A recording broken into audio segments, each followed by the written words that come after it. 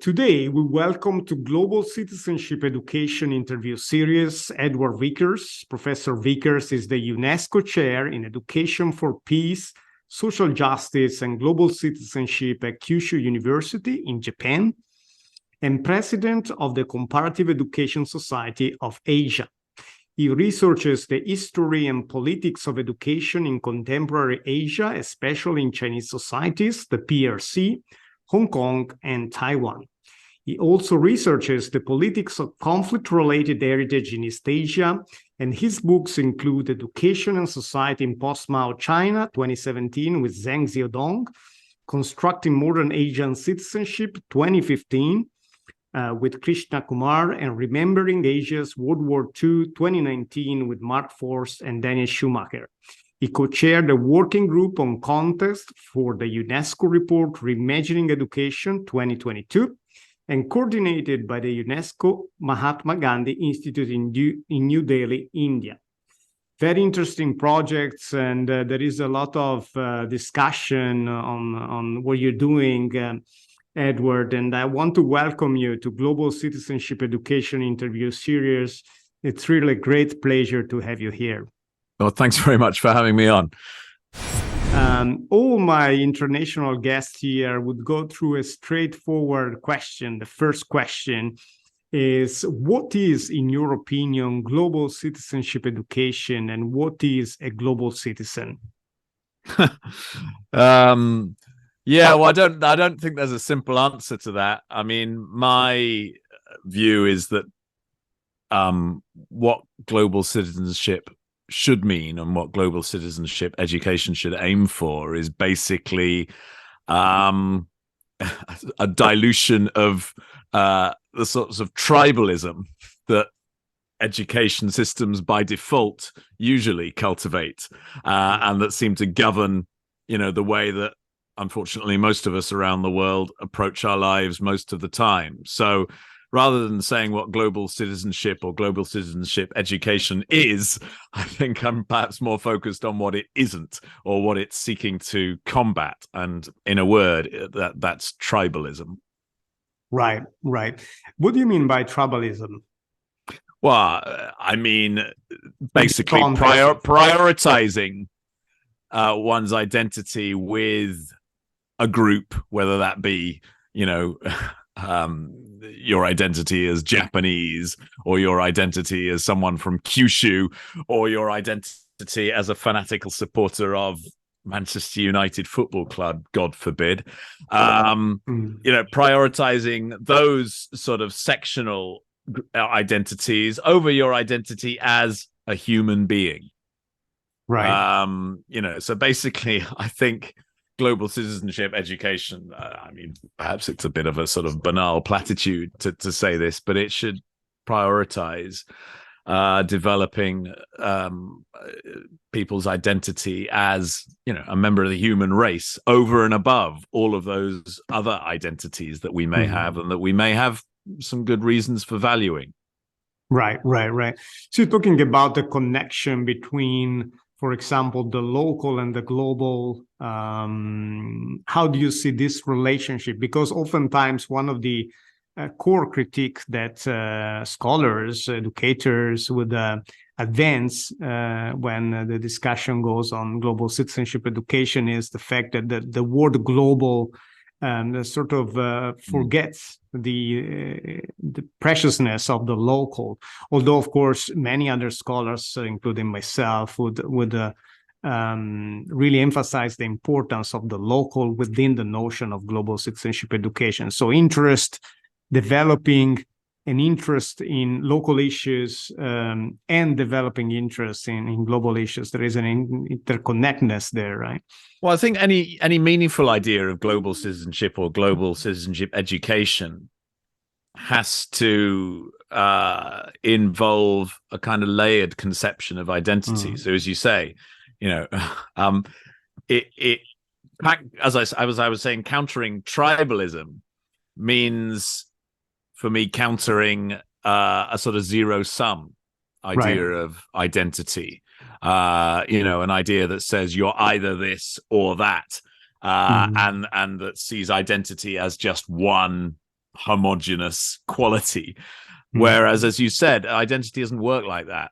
You know, I'm a man, I'm a father, I'm a Fukuoka resident, I'm a Liverpool Football Club supporter, so hence my disparaging comment about Manchester United just now. Right. You know, I'm British.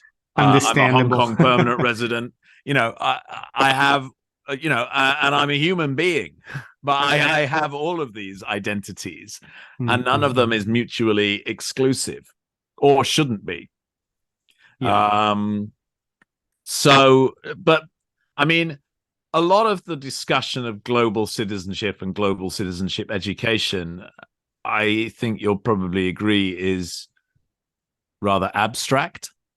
A lot of it tends to be conducted at the level of abstractions like tolerance and peace and human rights, you know, and all of these ideas have value. But when it comes down to sort of cultivating the qualities of tolerance or appreciation of the importance of peace and so forth, I think in order to do that, you have to locate these, or you have to relate these messages in some way to people's lived experience or to their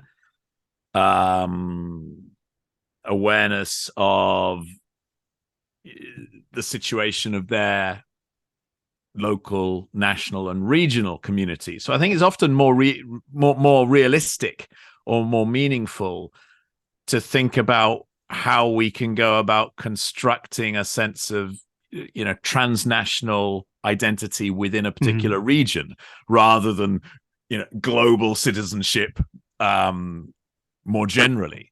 So for people in Japan, you know, what's the sort of identity beyond a Japanese identity that we should be seeking to cultivate? I would argue it's an East Asian identity, just as for people in Britain, ideally it should be a European identity, except that, you know, as we've seen in the last few years, lots of people in Britain seem to want to throw that out the window. Right. Very interesting. I mean, this discussion around identity is very, very interesting. And I was kind of thinking about your experience. And before we move on with it, there is a list of interesting questions I want to ask you. But what is, in your opinion, based on your experiences here in Japan as a professor at one of the major universities, really from the point of view of practical experience, how, in your opinion, Japanese educators as well as Japanese students understand the notion of being a global citizen as it relates, because you were really sharing interesting thoughts about identity, as it relates directly to their identity? Well, it's very difficult to generalize about, you know, Japanese educators. Sure. Yeah. But I mean, if you force me to generalize, I would say that there is there is a tendency, I think, in Japan to talk a lot, perhaps, about international understanding, or to talk in quite abstract ways about peace.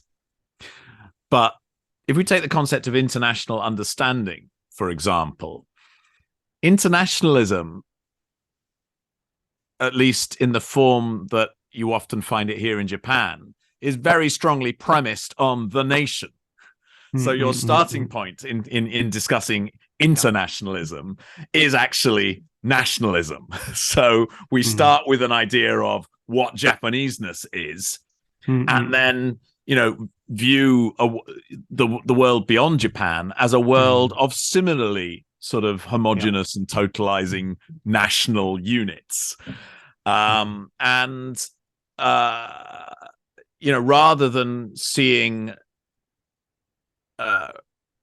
identity in a more sort of fluid and potentially hybrid way. You know, I think that sense, or that awareness of the prevalence or the possibility of hybridity and shifting, fluid, changing identities, that is not particularly strong here in Japan. And I think what also makes the discussions of peace or international understanding often, not always, but often quite abstract here is the weakness of foreign language education or the narrowness of it. And this isn't just something that we find here in Japan, but it is certainly a particularly serious problem here, I think. And what I mean there is that insofar as anyone studies any foreign languages here in Japan, what do they study? They study English, and mostly they don't study it very much or very well. But, foreign language study begins and ends with English. Now, I mean, we can understand why English in today's world is seen as a useful language to know. But if you want to build the sort of transnational, regional identity that I mentioned earlier, a sort of sense of belonging to a wider Northeast Asian region, you'd expect to see more teaching of Chinese or Korean in the Japanese education system, whereas you see hardly any at all. Practically none at the level of schooling. So it starts from language too, and that's right. That's a very good point. So there is a lot of emphasis on English language, often related to passing the standardized tests, but when it comes to multilingualism or multiculturalism, there is much less. And then, that's definitely a core issue. All right, very interesting discussion on identity, language, culture. And I want to ask a question regarding your rethinking schooling for the 21st century, perhaps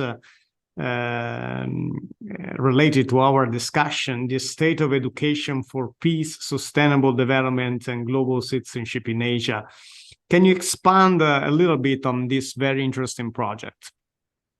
Yeah, well, that was the first project that I worked on for the Mahatma Gandhi Institute, the UNESCO Mahatma Gandhi Institute in Delhi about 5 or 6 years ago.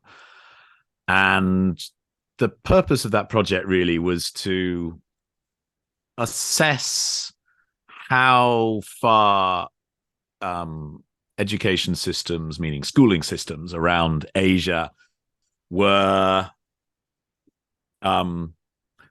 or seemed to be fulfilling the aims of Sustainable Development Goal 4.7.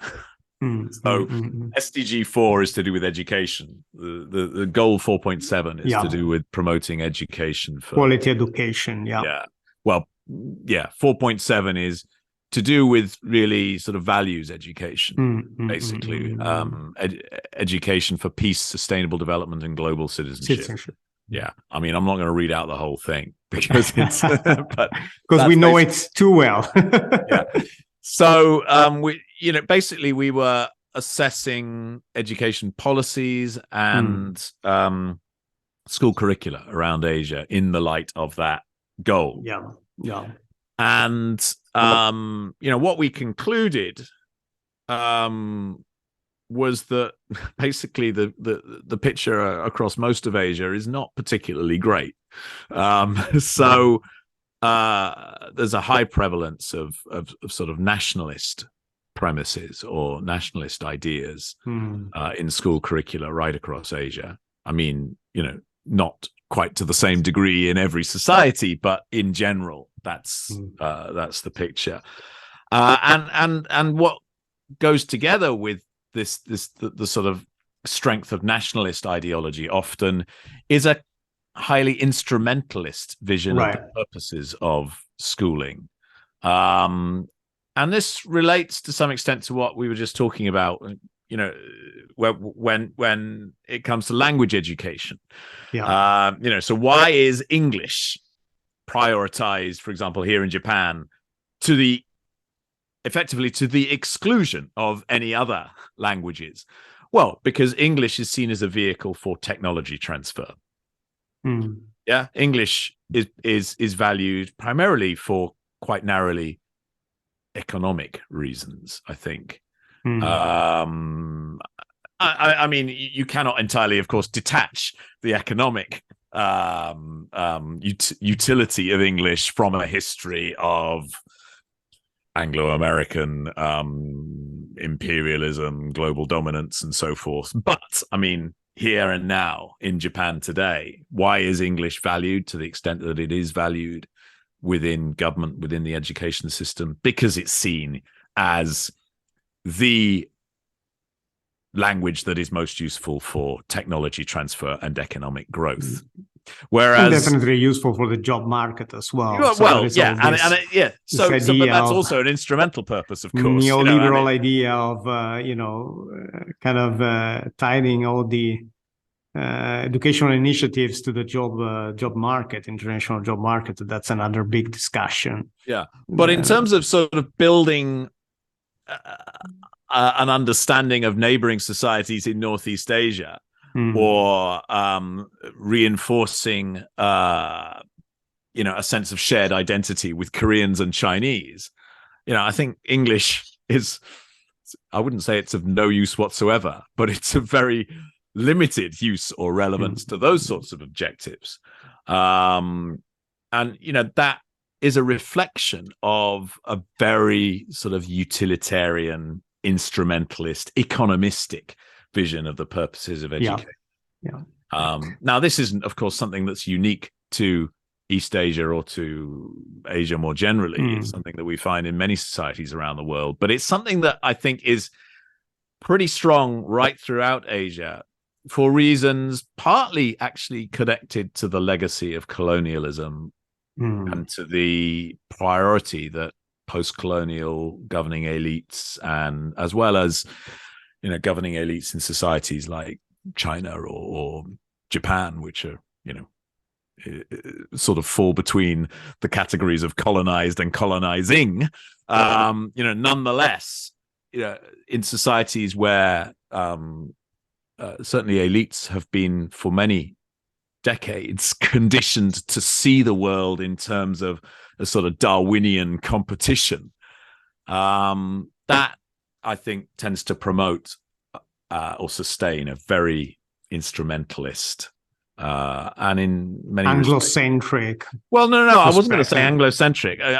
I mean instrumentalist and dehumanized vision of the fundamental purposes of education. Interesting. So now I want to start discussing because we kind of laid the ground for the core issue. So perhaps we discussed areas that need attention. Now let's turn this into potential action. So what we can do, and particularly the work that you are doing with the UNESCO Chair on Education for Peace, Social Justice, and Global Citizenship at Kyushu University first. And then secondly, also the important work that you're doing as a president of a Comparative Education Society of Asia. And I think here I'm very much interested in learning from you the work that you're doing in relation to the discussion we are having today and actions that we as scholars we can take in order to contribute to the common good society more in general.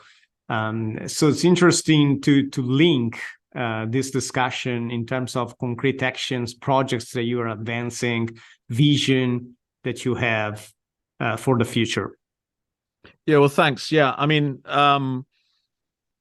are a number of different projects that I'm working on at the moment, which relates, I mean, all of the work I do relates in some sense to the very broad theme of this UNESCO chair that we have here, right. Peace, social justice, and global citizenship. I mean, so I'm... which is, by the way, quite unique for Japan. I think there are 10 UNESCO chairs in Japan, and I think there are at least 3, including this one, that relate to education. But yeah, I mean, for the size of Japan, that's not very many. Right, right. Russia has about 60.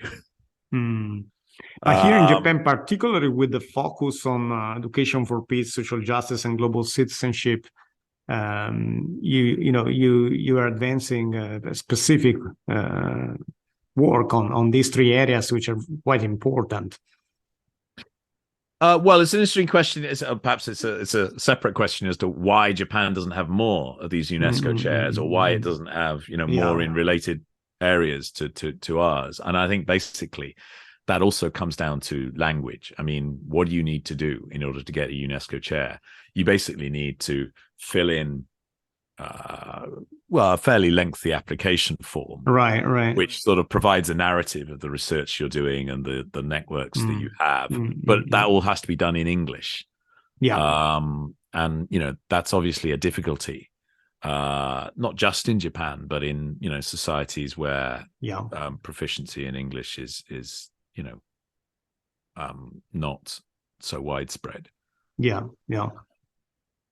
Yeah, I mean, so hopefully, having a UNESCO chair like this enables us to provide some sort of a bridge between Japanese colleagues and, the world outside Japan and the work that's going on within UNESCO. So, for example, I mean, one thing that we're doing at the moment is my colleague here at Kyushu University, Zeng Xiaodong, and we're involved in a project that's coordinated by the UNESCO Asia Pacific Center on Education for International Understanding in Seoul.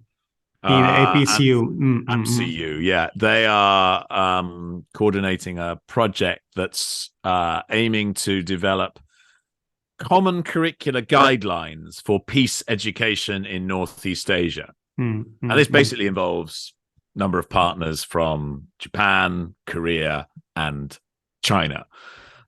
So we had a workshop last summer in Seoul, and there's another one coming up this March in Fukuoka. Interesting. Yeah. And so we're sort of in the middle of that project at the moment. I mean, and we'll have to see what comes of that. But I mean, as you can probably imagine, I mean, developing a common set of curricular guidelines for peace education in this particular region is not a very easy thing to do. Definitely. So yeah, that's kind of interesting and challenging. We're also, and again, this applies to me and Zeng Xiaodong here, we're also working on a project on the politics of education on China's periphery. So we're looking at how education, and specifically, areas of education such as history education or civics education, are used to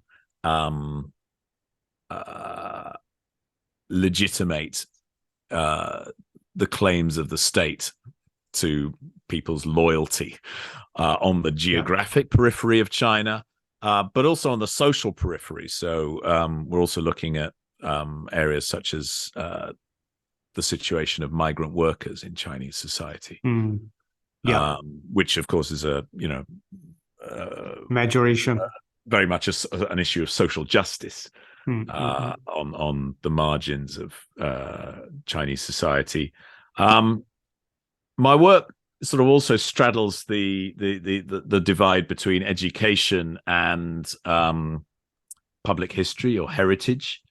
So I have been working for a number of years on the politics of heritage, and particularly war-related or conflict-related heritage in East and Southeast Asia.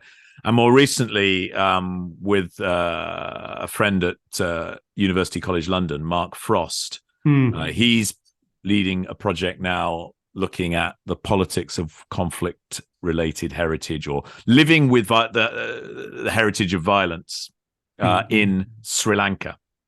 So that's a project that I've only recently begun involvement in. And then your work as the president of the Comparative Education Society of Asia, does this link to the work you're doing as a UNESCO chair, or that's a different... Well, the Comparative Education Society of Asia really exists primarily as a platform for exchange between educational scholars across Asia. And which is very important. Yeah, so I mean, the purpose of the society is not to undertake particular, projects of the kind I've just described. Yeah. I mean, not least because some of those projects I've just described are actually politically quite controversial. But I mean, in any case, that's not really the purpose or function of a sort of academic association of this kind. Yeah. So yeah, I mean, we hold conferences every 2 years in different parts of Asia. And we have been trying to sort of rotate our conferences between East, Southeast, South Asia, to try to connect educational scholars, particularly in areas of Asia which may not have very highly developed international connections, right? To try to sort of connect them more to, well, at least to the rest of Asia and the world more generally. Interesting. Then later we will include the link and website to the Comparative Education Society of Asia and your UNESCO chair. That I'm sure the audience is very interested in the work that you're doing. And I'd like to... Yes, can I just say, I mean, we have the next conference of the Comparative Education Society of Asia is in Hiroshima. Oh, wonderful. It's in Hiroshima in this November, late November. I'd love to join in if there is a possibility to. And bring some perspectives. Yeah. That could be useful for our audience as well. Very, very much focused on the issues that we discussed together. And now I want to ask you a final question. And the question is a challenging one, but I'm sure you can answer. How would you define global citizenship education, based on the discussion we had today and your background, using 3 keywords? And why these 3 keywords? Yes. Well, that's a question that, you sent me earlier, but that's the one question I didn't manage to find time to actually think about. But you can do it now. Oftentimes, scholars, international scholars here in this interview series come up with very interesting words that they not particularly plan for them. It just comes from their heart and understanding of education in general. So feel free. Okay. Well, I'll give you 3 words then. Let's go. History, humanity, and there's one more.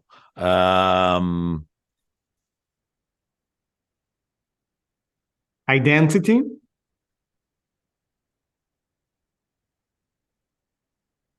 Yeah, could go for identity. As you wish. I was going to say, let's go with identity. Okay. So history, humanity, and identity. And why history, why humanity, and why identity? I think identity, you discussed that at the beginning of our conversation. How about history and humanity?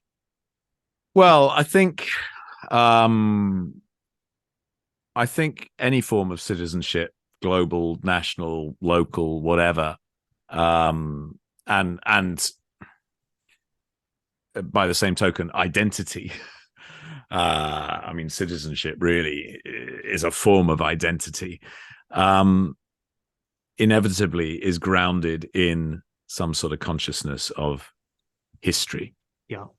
And so, if we want to transform people's sense of themselves and give them a greater consciousness of their identity as global citizens, or as at least as more than national citizens, then we do, at least to some extent, have to approach that through trying to transform their consciousness of history in that direction. It has to be rooted in the historical roots.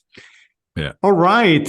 Thank you very much to Professor Vickers, the UNESCO Chair in Education for Peace, Social Justice, and Global Citizenship at Kyushu University in Japan. A pleasure discussing with you. Very, very interesting conversation. Thank you very much. Thank you. Thanks a lot.